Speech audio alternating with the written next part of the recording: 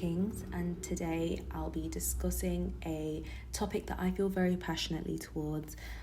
It affects millions of women and girls worldwide, but is rarely given the attention that it deserves. We'll be discussing period poverty. So, menstrual health is a fundamental human right, as we all know, yet millions around the world struggle to access sanitary products, education, and safe facilities. So, whilst period poverty exists in many low-income and marginalised communities, today we'll be focusing on one region that has been particularly affected. This is Northern Uganda. We'll explore how post-conflict struggles have worsened period poverty and why this issue needs global attention and what solutions are being developed to combat it. So let's dive in. Before we focus solely on Uganda, let's first understand the bigger picture. Period poverty is not just an issue within one country, it's a global crisis. According to the World Bank, an estimated 500 million women and girls worldwide lack access to adequate menstrual products and sanitation. This means that they're forced to use makeshift materials like rags, leaves, or even mud, leading to severe health risks such as infections and reproductive complications. In India, nearly 23 million girls drop out of school each year due to a lack of menstrual hygiene facilities. In Kenya, nearly 65% of women cannot afford sanitary pads. In sub-Saharan Africa, UNESCO estimated that 1 in 10 girls miss school during menstruation, which negatively affects academic performance and long-term economic opportunities.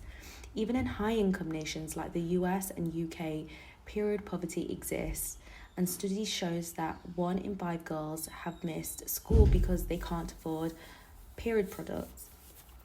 The economic impact of period poverty is just staggering. A study by Plan International found that women lose significant earning potentials due to missed workdays caused by inadequate menstrual care. Despite this, menstruation remains a taboo subject in many societies, preventing open discussions and effective policies. This silence contributes to the stigma that keeps girls from attending school and limits their economic and social opportunities. Cultural and religious taboos surrounding menstruation further worsen the crisis. In some parts of Nepal, girls are subjected to a term called chapaudi, a practice where menstruating women are isolated in small huts due to beliefs that they're impure. In parts of Africa and Asia, girls are forbidden from touching certain foods or entering places of worship whilst menstruating. These beliefs not only reinforce shame and isolation, but also limit a girl's ability to participate fully in her daily life. Another critical issue is the pink tax. This is the extra cost imposed on menstrual products in many countries. While some governments have made efforts to remove taxes on sanitary products, many still classify them as luxury goods rather than basic necessities. This financial barrier makes period products even more inaccessible for low-income individuals. Addressing period poverty is not just about providing menstrual product, it's about breaking taboos, improving education, ensuring sanitation, and pushing for policy changes. Governments, NGOs, and grassroots organizations all have a role to play, but without global awareness and advocacy, progress remains slow. So now let's talk about Uganda, specifically Northern Uganda, where period poverty is intertwined with the region's history of conflict. From 1987 to 2006, the civil war between the Lord's Resistance Army and government forces devastated the region, displacing millions and crippling infrastructure. Even after the war ended, the scars remain.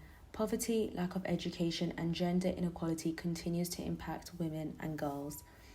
I choose to write about Uganda because it exemplifies how war and displacement exacerbate an already severe problem. In regions like Lira, where many families live on less than $2 a day, buying sanitary products is often a luxury.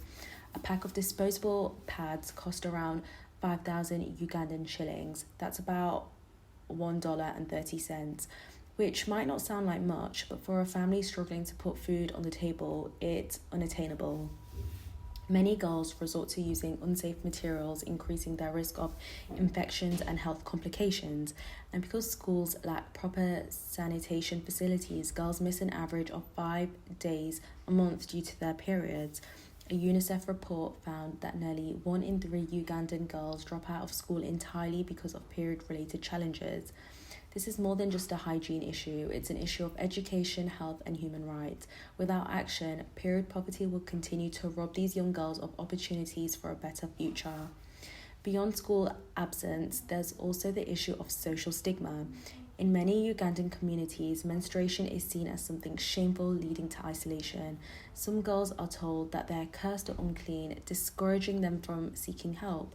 The lack of accurate menstrual health education means myths persist, further embedding harmful beliefs into the social fabric. The economic dependency of women in post-conflict Uganda worsens this crisis. Limited access to jobs and financial resources means many women and girls rely on male family members, making it even harder for them to prioritize their menstrual health. This perpetuates cycles of poverty and disempowerment.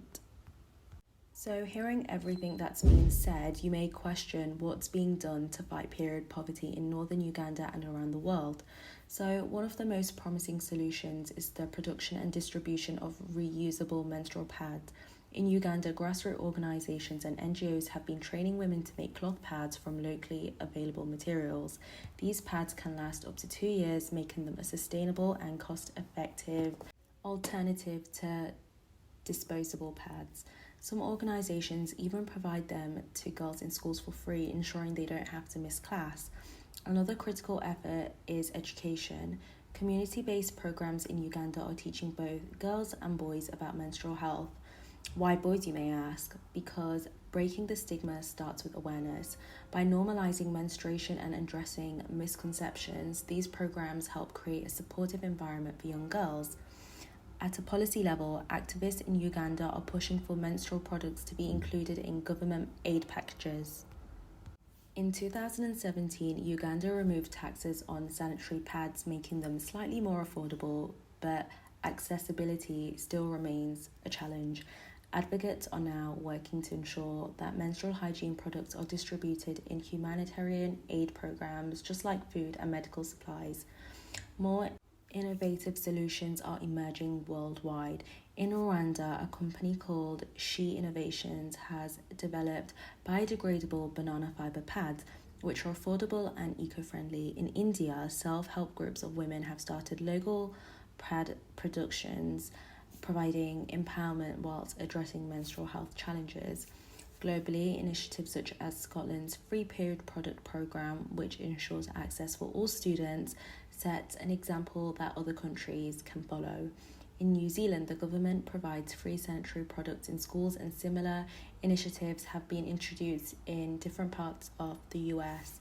These movements show that real change is possible when governments and communities prioritise menstrual health. So now that we understand the issue, the next question is, what can we actively do to help? So for starts, as always, awareness is key. The more we talk about period poverty, the more we break the stigma and push for systematic change. Read about menstrual health initiatives and support organisations working on the ground. Also consider donating to NGOs that provide menstrual products and education to girls in need.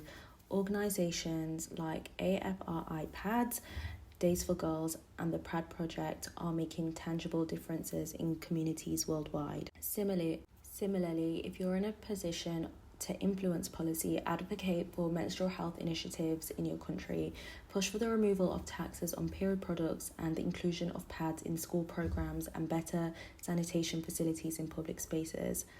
And for those looking for everyday actions, support sustainable menstrual product companies and educate yourself and those around you. And if you're a business owner, consider providing free period products in your workplace.